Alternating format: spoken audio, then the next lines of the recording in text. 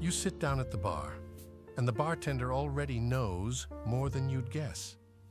It starts before you even notice your own presence, with the subtle clink of your keys on the counter. Not just any clink, intentional, casual, or maybe deliberate, setting the stage for what you hope is a relaxed evening. Your phone follows, screen down, signaling either a desire for conversation or the pretense of being open to it. Bartenders are masters of the unspoken, decoding the unsaid. Your eyes flicker to the menu, linger on the specials. You're not really reading, they see that. It's a placeholder, while your mind decides how this night should unfold. A deep breath, a quick glance around. This isn't random.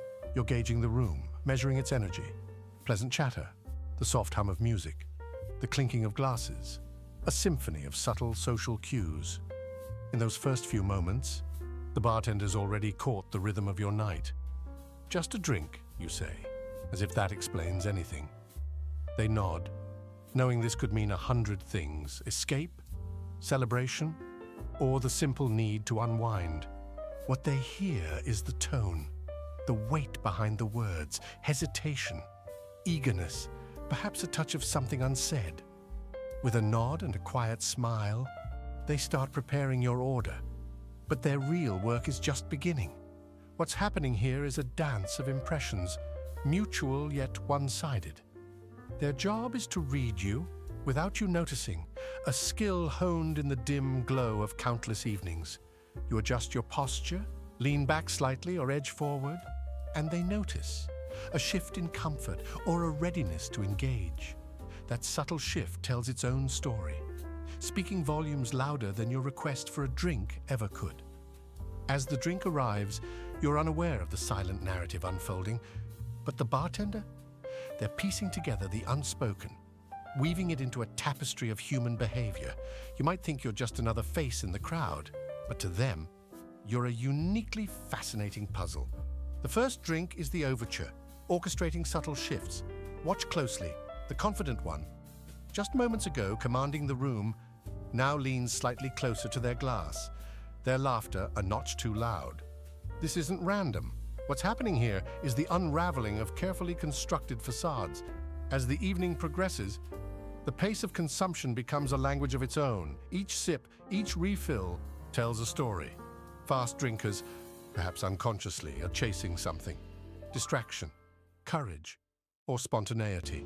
Meanwhile, those who cradle their glass like a talisman might be savoring more than just the liquid. They're holding on to control, prolonging the moment. Notice how they treat their phones. The quick glancer, flicking through notifications, is tethered to an outside world. Maybe they're waiting for a text that never comes. In contrast, the phone tucked away signals immersion, a choice to be present. This isn't just behavior. It's an emotional litmus test. Then, there's the quiet one, suddenly embroiled in a monologue about their high school years. This newfound openness might seem spontaneous, but it's a pattern of release. The drink doesn't create stories, it unlocks them. The bartender, an unwitting confidant, offers more than just an ear. They provide a canvas for these narratives to unfold. The confident ones often reveal the most. With each drink, their armor slips. Gestures become grander, their posture more relaxed, yet their gaze, aimed at nothing in particular, hints at introspection. They unravel, not in chaos, but in layers, peeling back the assertiveness to reveal vulnerability. The serial "Just One More" patron is a classic. They arrive with intentions of brevity and stay for hours. It's a cycle of temporary resolve, overridden by the gravitational pull of camaraderie or solitude. Time becomes elastic, stretched by conversation and comfort. Voice modulation is another cue. The boisterous grow bolder, their volume rising with their spirits. But listen closely, what's beneath the decibels is often revealing. The quieter ones, however, soften further, their speech becoming a gentle undercurrent in the bar's symphony. Treatment of the bartender is the most telling. A genuine smile, a sincere thank you, shows respect. Others, dismissive or demanding, expose impatience or a need for control. These interactions, small as they seem, speak volumes about underlying intentions. In this dynamic environment, people gradually become more readable. With each drink, masks start slipping. Posture and tone, once deliberate, now dance to an internal rhythm. It's as if the social armor, worn rigidly at first, yields to the genuine expressions beneath. Here, amidst clinking glasses and ambient chatter, subtle emotional exposure builds. The bartender isn't just serving drinks, they're observing a theater of human complexity.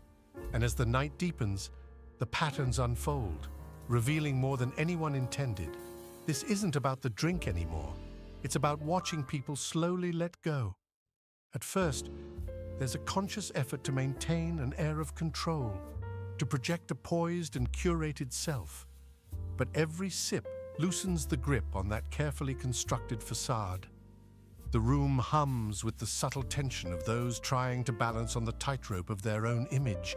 Each laugh, a little too loud, each story, a bit too polished. And then, imperceptibly, the edges begin to fray. The more someone tries to control their image, the more it slips. A confident posture gives way to relaxed slouching. The animated gestures become less rehearsed, more genuine. You can see it in the way they lean in, eyes brightening, as if they've remembered something they forgot to tell even themselves. It's the human equivalent of a magician accidentally revealing the secret behind a trick. Sometimes, the most telling behaviors aren't grand gestures, but small, unintended leaks. The way a person talks more when nervous, the forced laughter that doesn't quite reach the eyes, the hollow "I'm fine" when everything suggests otherwise. These are the moments when the mask slips, revealing the person beneath. And this isn't random. Psychological defenses are like a dam, stable until they're not. What's happening here is a gradual unmasking, a softening of defenses as the night unfolds. It's as if each interaction is chipping away at the armor, exposing the vulnerability underneath. The more they relax, the more they reveal. And in those moments, you catch glimpses of who they are when they're not trying to be someone else. It's a reminder that everyone, in some way, is wearing a mask. Not just here, in this dimly lit room, but everywhere, pretending to be okay, forcing confidence, dressing up insecurities with practiced smiles. Yet, these attempts at control are paradoxically what makes people most human. This isn't just about a night out, it's about the quiet battle between the desire to connect authentically and the fear of being seen too clearly. And when the lights dim and the conversations fade, the realization lingers.